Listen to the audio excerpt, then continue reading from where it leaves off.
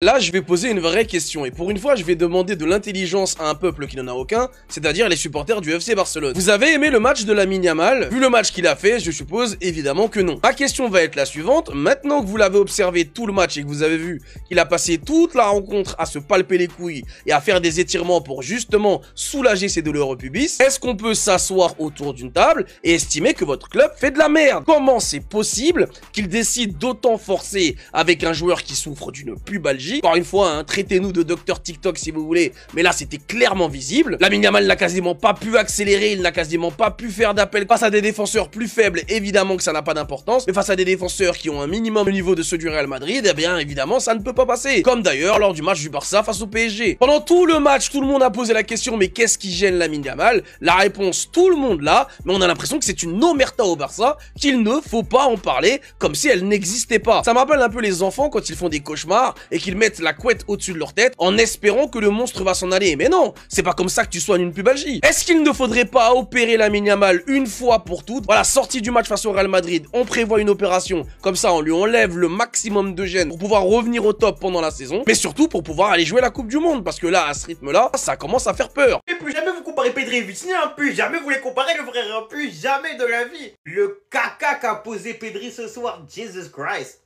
Jesus qui l'a posé les gars. Le match, hein, il est extendo du début à la fin. Il a rien réussi ce soir. Il n'a rien réussi les frères. Il s'est fait bouffer par Tchouaméni. Tchouaméni l'a bouffé bien comme il faut. Vraiment, il l'a mangé. Hein. Et jusqu'à la fin, il prend un rouge les gars. Non, c'était trop. Ce qu'il a pondu sur Pedri les gars. Moi, j'aurais honte à sa place. J'aurais honte à sa place. Et ça, vous le comparez. Pedri qui, attention, un très bon milieu, mais à Vitinha le meilleur milieu du monde. Mais s'il vous plaît, un peu de sérieux. Par pitié, un peu de sérieux. Il y a de ça même pas 2 mois, Vitinha, ce qu'il a fait au Real Madrid, les gars, j'en parlerai à mes enfants. Ce qu'il leur a fait, vous-même vous savez. Vous-même vous vous rappelez de ce qu'il leur a fait. Je veux même pas épiloguer en fait. Le débat n'a même pas... En fait, il n'existe pas ce débat. Il n'existe pas ce débat en fait. D'un côté, t'as un joueur qui certes techniquement est très fort. Pedri, techniquement très fort. Belle vista, belle qualité de passage, je dirais jamais l'inverse. Mais de l'autre côté, t'as Vitinha qui fait la même chose, mais surtout qui fait gagner son équipe. Et moi, je le répète, c'est là la différence. C'est que Viti fait gagner son équipe. Il nous a donné l'Europe en fait. Littéralement. Le débat n'a même pas lieu d'être. Je jure que c'est la comparaison la plus forcée de l'histoire du football, les gars. À chaque fois, on dit que Nuno Mendes c'est le meilleur latéral gauche du monde. Enfin, plus trop maintenant, Dieu merci. Mais ça nous parlait de Alejandro Balde, les gars. En fait, c'est une dinguerie. Les gars, la tête d'homme, c'est une dinguerie. Les gars, c'est une dinguerie. Encore ce soir, Balde, les gars. Ouah, c'est compliqué. En fait, les gars, Balde, c'est pas un mauvais joueur. C'est pas un mauvais joueur, c'est pas un mauvais latéral. Mais je jure qu'il est basique au possible. C'est un latéral basique. C'est un latéral basique. C'est juste un mec qui est un peu rapide, t'as capté.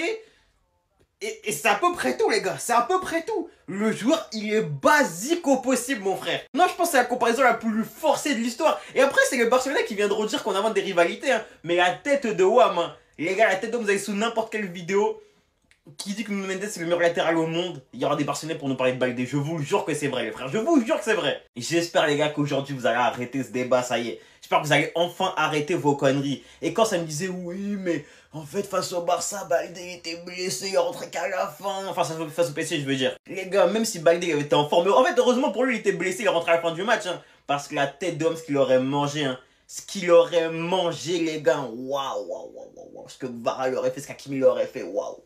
Non, non, non, heureusement, il était blessé carrément. Mendes brise des rêves, Mendes brise des rêves. Hein. Depuis qu'Yamal et Salah, ils ont croisé Mendes, les gars. Ah, c'est pas facile. Non, c'est pas facile, les frères, c'est vraiment pas facile. Les gars, faut se le dire, hein. En ce moment, Yamal, c'est plus trop ça, les frères. C'est plus trop ça, jusqu'à il a plus la tête au foot. Tellement Mendes, il lui a fait du ça. Tellement il fait des cauchemars de Mendes, t'as vu? Il s'est lancé Zarma dans les trucs de copinade, dans les Kings League, des trucs comme ça, t'as capté, le football, c'est plus trop ça. On l'a vu ce soir, hein, on l'a vu ce soir. Il a perdu le coup de rein, t'as capté, le coup de rein, il a perdu en même temps que... Il est resté dans la poche à Mendes, en fait. Et Mohamed Salah, les frères, c'est la même chose. Depuis Mendes, les gars, il est plus que l'ombre de lui-même. Avant, ça le voyait comme candidat au Ballon d'Or, pour rappel. Hein. Pour rappel, c'était lui le Ballon d'Or, avant qu'il croise Mendes. Mais depuis, les gars, c'est compliqué, non, c'est compliqué. Cette année, en plus d'une quinzaine de matchs, je crois qu'il a réussi 3 dribbles. Les gars, c'est la folie furieuse. Il a réussi 3 dribbles, les gars. 3 dribbles. C'est quoi 3 dribbles?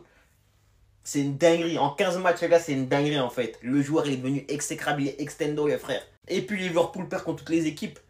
Galatasaray, ça les tape.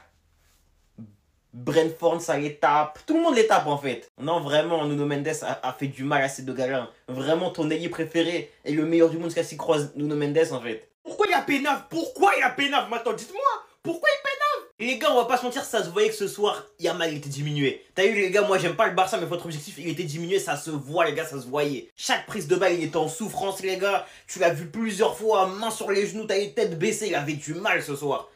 Mais, et moi je l'entends, t'as vu, on sait qu'il est blessé, la pubalgie, on vous l'a dit, on vous le répète les gars, ça prend du temps à soigner, c'est pas une blessure anodine, vous voulez nous prendre pour des haters si vous voulez, t'as capté? Mais les gars, si c'est pour poser une perf pareille parce que t'es blessé, Zinc, arrête de Pénave. Et lui, il Pénave et son daron, il Pénave aussi. Mais les gars, non, c'est pas comme ça, frère. Autant ne rien dire, mon gars, tu vas pas bien, Sten, ça arrive à tout le monde.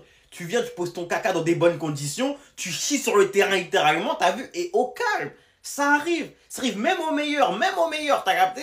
Mais Pénave comme ça, parler avant le match, mettre des stories, et ci et ça, et ci et ça. Même parler, jusqu'à parler en interview. Ouais, le Real vole leur match, et au final, tu poses ce caca. Non, c'est pas comme ça, mon petit, c'est pas comme ça. Non, vraiment, c'est pas comme ça. En fait, lui, il veut pas comprendre le daron de la Yamal, il veut pas comprendre la tête de la main quand t'as un daron comme ça, t'as même pas besoin de Hobbs. C'est son ennemi numéro 1 finalement. Guettez la story qui vient de poster, s'il vous plaît, vous en prenez un gamin de 18 ans. Nous nous reverrons à Barcelone, les gars, s'il vous plaît. Les gars, s'il vous plaît, est-ce qu'il est sérieux? Est-ce qu'il est sérieux finalement? En fait, c'est marrant de prendre l'argument de l'âge que quand ça les arrange, en fait. T'as vu? Que quand ça les arrange, on prend l'argument de l'âge. Ça doit être, disons, c'est le meilleur joueur du monde, c'est un futur ballon d'or, il mérite le ballon d'or. Tout ça, d'accord, on l'entend. Mais alors, quand il est mauvais, faut pas se cacher derrière, ouais, il a que 18 ans. Ça ne marche pas comme ça. Soit c'est le meilleur joueur du monde, on donne ce statut tout le temps, soit on lui donne jamais. Mais c'est pas on lui donne que quand ça vous arrange. Et puis quand il est mauvais, non, mais il a 18 ans, c'est normal. Non, non, non, c'est pas comme ça, c'est pas comme ça. C'est pas comme ça, c'est le jeu. C'est le jeu, tu veux trash talker, tu trash talk jusqu'au bout, mon frère. Parce que le daron de Lamine Yamal, c'était le premier à faire des stories tout à l'heure, où faire des gars, ils vous disaient, ouais, Lamine, il va les cuisiner. Il va cuisiner le Real. Bah, cuisine-les, mon frère, tu vois ce que je veux dire ou pas? Et au final, quand il perd, non, mais il a que 18 ans. Non, mais il a que 18 ans, c'est normal. Non, mais ça arrive de perdre. Mais alors, mon gars, faut pas peiner vos préalables, c'est tout. C'est tout, la tête de homme. L'ennemi de Lamine Yamal, son propre daron, c'est la vérité. Il pénave plus que lui, ça retombe sur lui au final. Les gars, je sais pas ce que vous avez pensé de l'attitude de Vinicius au moment où Xabi Alonso décide de le sortir à la place de Rodrigo. À ce moment-là, Vinicius, il s'énerve, il fait clairement comprendre qu'il a pas envie de sortir. Jusqu'à il a redemandé, est-ce que c'est moi? Genre en mode, moi encore? Il est sorti en râlant et il est allé directement au vestiaire. Ah! D'un côté, je le comprends, il en a marre que ça soit toujours lui qui sorte en premier malgré qu'il soit bon sur le terrain. C'est quand même un joueur qui a un gros statut au Real Madrid, on va pas se mentir. Et je pense qu'à force de sortir en premier, comme si c'était un petit, ça y est, son ego là, il a dit stop. Donc il a clairement pas compris la décision de Xabi Alonso de le sortir aujourd'hui. Surtout dans ce match-là, il était très bien. Maintenant, d'un autre côté, ça fait tâche les gars, que vous vouliez ou non. En fait, tu remets en cause l'autorité de ton coach devant tout le monde. Devant le match le plus regardé au monde. Et ça, c'est un problème. C'est un problème. Je suis désolé, c'est un problème. Il a pas à réagir comme ça devant son coach, devant tout le monde. T'es pas content à la fin, attends la fin du match, tu vas le voir. Sachant que le Real, il était en train de gagner 2-1 en plus. Il a le droit de faire des changements tactiques, c'est le coach quand même. Et en plus de ça, vu comment il gueulait, ça veut dire qu'il voulait pas que ce soit lui qui sorte. Et ça veut dire que c'était à qui de sortir? En vrai, c'était Mbappé. Dans sa tête, c'est pourquoi tu me sors moi et pas Mbappé. Ça pouvait être personne d'autre, c'était un attaquant qui rentre contre un attaquant. Brahim Diaz, il venait de rentrer. Donc, le seul qui pouvait sortir, c'était Kiki. Donc, en gros, là, tu t'énerves parce que toi, tu sors et que t'aurais préféré qu'Mbappé sorte. Mais ça veut dire quoi? Donc, ça peut être mal interprété par Xabi Alonso, par Kylian Mbappé et même par Rodrigo. Rodrigo, lui, il veut jouer aussi. Il a le droit d'avoir 20 minutes de temps de jeu. Pourquoi t'es pas content? Toi, t'es titulaire. Donc, il y a deux lectures possibles par rapport au comportement de Vinicius. Vous, je sais pas ce que vous en pensez. Moi, je trouve que c'est un peu déplacé et c'est un manque de maturité de sa part. Maintenant, Vinicius, on sait très bien que c'est un mec, il est archi naturel. Il est super impulsif. Et ça ramène des comportements comme ça. Mais je peux comprendre parce que son ego, il a été touché en vrai. Il en a marre de sortir. Vinicius, c'est quelqu'un, il aimerait faire 90 minutes, c'est tout. Yamal, il a joué? J'ai pas vu, hein. C'est bien fait, pocket comme il faut. Lamine Yamal, les stories là, plus jamais. D'ailleurs, même supprime là. Voilà, supprime. Si on l'a pas vu, c'est parce qu'il y avait 7 hommes. Et je vous avais prévenu. Je vous avais dit qu'il allait le pocket. Parce que certains, ils disaient, on l'a recruté que pour ça. Oui, on l'a recruté que pour ça. Et il a rempli sa mission. Parce que franchement, aujourd'hui, il faut le dire, hein, Carreras, il a pondu une masterclass. Il a été sérieux de A à Z. Et il a fait son match. Et aujourd'hui, il y en a qui te diront, c'est parce que Yamal, il est fatigué. Parce que Yamal, je sais pas quoi. Mais la vérité, c'est parce qu'il avait un adversaire solide. Parce que quand c'est Nuno Mendes, quand c'est les autres, on le dit. Aujourd'hui, il faut le dire, Carreras, il a fait son job. Et Yamal, il l'a éteint. Que vous le vouliez ou non. Je suis OK pour dire que Yamal, il a été en dessous et il est un peu fatigué, ça se voit. Mais c'est surtout dû grâce au match de Carreras, je vous le dis. Donc vous allez le respecter. C'est un boss. Aujourd'hui, j'ai vraiment tout perdu dans ce Classico, les gars. J'ai perdu ma voix. On a perdu ce match. On a perdu Yamal qu'on reconnaît plus aujourd'hui. On a l'impression que c'est un autre joueur. On a perdu les 3 points. On a pris 5 points de retard sur le Real Madrid. On a tout perdu, les frères. Je m'attendais à un match dégueulasse du Barça, les gars. Je m'attendais à un match très compliqué. Mais à ce point-là, les frères, jamais de la vie. Quand on voit la défense, comment elle a été catastrophique. Quand on a vu Yamal, à quel point il a été inexistant, il a été fantomatique dans ce match. Même Pedri, aujourd'hui, a été mauvais, les frères. Même Pedri, on l'a pas reconnu aujourd'hui. Et d'ailleurs, il sera même suspendu sur le prochain match parce qu'il s'est pris un carton rouge aujourd'hui. C'est là où je vous dis, les frères, ça va devenir vraiment un problème. C'est là où je vous dis, les frères, ce Classico, c'est vraiment un Classico à oublier. Parce que là, quand on voit que Pedri se prend un carton rouge, et qu'en même temps, dans le même match, tu as pris 5 points de retard sur le Real Madrid, sur la première place. Mais je peux vous dire, les gars, ça va être un vrai problème sur la suite des événements. Parce que là, on sait à quel point le Real Madrid perd très peu de points depuis le début de la saison. Le Real Madrid perd très peu de matchs depuis le début de la saison, les gars.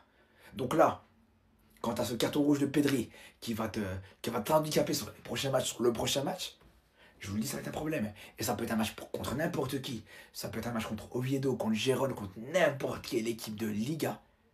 Quand tu as Pedri qui n'est pas là, tu ne seras jamais seul. C'est sûr et certain. Non mais imagine, tu postes une story avant un match pour dire que tu vas tout casser, pour dire que ton équipe va gagner le match contre le Real Madrid. Derrière, ton équipe perd et tu fais un match comme ça. Et c'est pas fini. Puisque pour couronner le tout, tu demandes un 1 contre 1 avec Vinicius dans les couloirs, dans le tunnel du stade, pour se battre. C'est n'importe quoi. Il faut aussi rappeler qu'à chaque fois qu'il poste une story, en tout cas sur les derniers matchs, les 3 dernières fois qu'il a posté une story pour annoncer quelque chose de grandiose, pour annoncer une grosse performance de son équipe et de lui, bah ils ont perdu. Enfin, le Barça a perdu. Voilà. Et l'Espagne aussi d'ailleurs. En fait, faut qu'il arrête de parler, qu'il se concentre sur le terrain. Parce qu'on n'arrête pas de le dire, il se disperse trop, il fait des bêtises, il fait plein de trucs qu'il ne devrait pas faire à son âge et je continue de le dire. Et en plus de ça, il est trop insolent, trop arrogant. Comment tu demandes à quelqu'un d'aller te battre après un match? Sois bon sur le terrain, c'est ce qu'on veut, on veut pas du MMA. On verra ce que deviendra Lamine Yamal, mais ça paraît très compliqué. S'il continue comme ça, sa carrière va être vraiment compliquée et courte, je le pense. On verra. Mais ouais. Les statistiques sont vraiment pas dingues. Alors, les statistiques ne font pas tout, mais parfois elles parlent. Et là, elles parlent fort. Mais en attendant, allez, pareil. C'est l'heure, ça me fait mal de dire ça, mais c'est l'heure d'ouvrir le dossier. Est-ce que Lamine Yamal devrait fermer sa bouche avant les matchs? Parce qu'aujourd'hui, bah non frérot. Là, c'est l'heure d'ouvrir le dossier. Contre le Portugal, je t'ai rien dit, je t'ai défendu parce qu'ils étaient 2-3 sur toi à chaque fois. Et surtout, t'es au départ du premier but.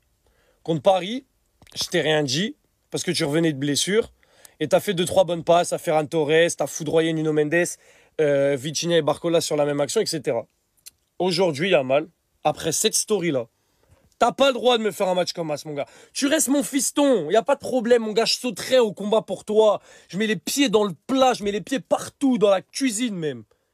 Mais si c'est pour faire des matchs comme ça, c'est peut-être mieux de se taire. Évidemment qu'on sera derrière toi pour quand tu te couronnes, etc., quand tu fais des célébrations, ouais, arrêtez de parler de moi, etc. Ça, on adore, on sera derrière toi. Et oui, la médiatisation autour de toi est effrayante.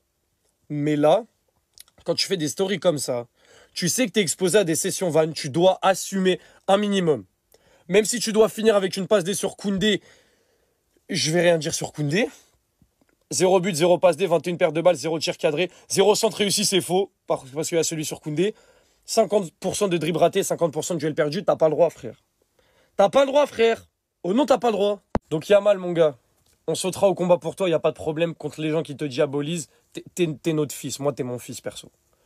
Mais par contre, peut-être qu'il faut fermer sa bouche pour ne pas avoir trop de pression, parce que là, j'ai l'impression, justement, que t'as plus de pression que l'année dernière, et ça me fait peur. Donc frérot, cette performance, je sais qu'elle est exceptionnelle. C'est rare que tu fasses des matchs aussi mauvais. Donc tu feras mieux la prochaine fois. Mais quand on parle, on assume. Ou alors on ne parle pas. C'est tout. Yamal, t'as parlé avant le match, c'est bien. Mais ferme ta bouche et recommence à travailler, c'est bon ou pas? Parce que quand t'es bon sur le terrain, tu fais ce que tu veux, j'en ai rien à foutre. Mets les stories que tu veux. Va voir toutes les femmes que tu veux. Fais la Kings League, fais l'Eurovision si tu veux, c'est pas mon problème. Mais quand tu ponds des matchs horribles comme ça dans un Classico, et je trouve que même quand ils ont mis 1 sur 10, je trouve qu'ils ont été très gentils. Je pense que le 1 sur 10, c'est pour le seul sens que tu as réussi sur Koundé. À part ça, t'as rien foutu dans ce match. Donc c'est là où je te dis. On veut plus devoir faire la Kings League. On veut plus devoir poster des stories. On veut plus devoir faire la Zumba avec toutes les meufs du monde. Non. Maintenant, ce qu'on veut devoir faire, c'est travailler. Redescendre un petit peu, remettre un petit peu les pieds sur terre, en fait, tout simplement. Voilà. C'est ça qu'on attend de toi maintenant, tout simplement. Parce qu'on sait que quand tu peux être bon, t'es très très bon. Mais là, quand tu ponds des matchs pareils, c'est pas possible. Alors soit, il y a une explication où physiquement t'étais peut-être pas à 100%, tout ça. Alors à ce moment-là, tu vas sur le banc, tu restes tranquille. Ou alors, si vraiment ça c'est ton vrai niveau, si là, Yamal il est à 100% physiquement et qu'il pond des matchs pareils, faudra commencer à s'inquiéter les gars, je vous le dis. Applaudissez-le tous s'il vous plaît. Allez-y, applaudissez-le tous. Homme du match sans surprise, un but, une passe D. Et au-delà de ça, sa présence dans le jeu, les gars, c'est une dinguerie comment il a été fort aujourd'hui. Waouh! En fait, Bellingham, quand il affiche ce niveau de jeu, personne parle avec lui. Aucun milieu de terrain parle avec lui. Je ne veux rien savoir. Il est plus fort que vos Vitinha, vos Pedri, qui vous voulez. Parce qu'au-delà du but et de la passe décisive, l'impact dans les duels, les courses qu'il fait, les retours défensifs, la présence dans la surface, même quand il était excentré, c'est exceptionnel. Tout ce qu'il fait est juste. Techniquement, physiquement, non, laissez tomber. On peut féliciter Xabi Alonso. Premier Classico, victoire directement. Après, si, il faut être critique parce qu'il faut l'être. Il faut avoir un avis un peu critique. Pour moi, le coaching en cours de match a mal été géré. Avant de venir sur Vinicius, même les changements en fin de match, sortir Kylian et Bellingham alors qu'il n'y a que 2-1 et énormément de temps, c'est très risqué. Et je suis désolé, mais Vinicius a totalement raison. En fait, dans la forme, c'est relou qu'il fasse comme ça et qu'il s'exprime de cette façon. Parce que même pour Rodrigo qui rentre en jeu, c'est pas évident. Mais je comprends sa réaction. Je comprends sa réaction. En fait, il était vraiment dans un état de grâce. Moi, j'en suis sûr qu'il aurait marqué. Hein. J'en suis sûr et certain qu'il aurait marqué. Le timing du changement et tout, Xabi Alonso, tu as merdé. C'est ça un classico. Des bagarres. Des bagarres. Toi, t'as mis ta story, t'as pas assumé. Mais au moins, t'as mis ta story. Donc, on aime. Non, ça, c'est mes ambiances. Ça, c'est mes ambiances des années 2010, les classicos bien hachés, même sur le terrain. En vrai, même sur le terrain, il y avait de l'engagement, ça taclait dans tous les sens. J'aime trop. J'aime trop, moi, c'est pour ça que j'aime les classicos. Ces dernières années, on avait perdu un peu cette saveur-là. Là, ça retourne. Merci Yamal, hein, parce que c'est grâce à son trash talk aussi. Merci Lamine. 5 points d'avance. La Liga n'est pas encore jouée, mais attention. J'avais dit que cette année je soutenais le Real Madrid, et bien du coup le Real s'impose 2-1 lors du Classico. Dans un match où Kylian Mbappé a inscrit un triplé, mais malheureusement un seul but lui a été accordé. Le Français a inscrit 2 buts signalés en position de hors-jeu. Il tirera également un penalty que Chesney ira chercher et sortira du but. Mais l'homme du match, ce n'est pas le capitaine de l'équipe de France, c'est bel et bien le revenant du Real, Jude Bellingham. Revenu de sa grave blessure à l'épaule, l'Anglais peinait en ce début de saison, et après son but victorieux contre la Juventus Turin en Ligue des Champions, il récidive dans le Classico tout en étant le passeur décisif sur une superbe passe d'ailleurs sur le but de Kylian Mbappé. Au four et à moulin, il aura tout simplement été partout sur le terrain, en attaque au milieu de terrain et en défense. Il aura sorti les muscles et rappelé pourquoi est-ce qu'on aime autant ce joueur face à un Barça beaucoup trop anesthésié en attaque, avec un Lamine Yamal qui a de plus en plus de mal à cacher sa pubalgie. En toute fin de match, Pedri se fera expulser à cause d'une énième faute. L'Espagnol aurait d'ailleurs même pu prendre rouge beaucoup plus tôt, mais l'arbitre aura retardé l'échéance au maximum. Par pitié et pour le bien du football, ne comparez plus jamais ce joueur avec Vitinha s'il vous plaît. Bref, le Real a désormais 5 points d'avance sur le Barça au classement et va pouvoir se concentrer sur les polémiques qu'a déclenché Vinicius lors du match, soit au moment de sa sortie, soit au moment de retrouver Lamine Yamal pour lui demander de se taire après la victoire de son équipe.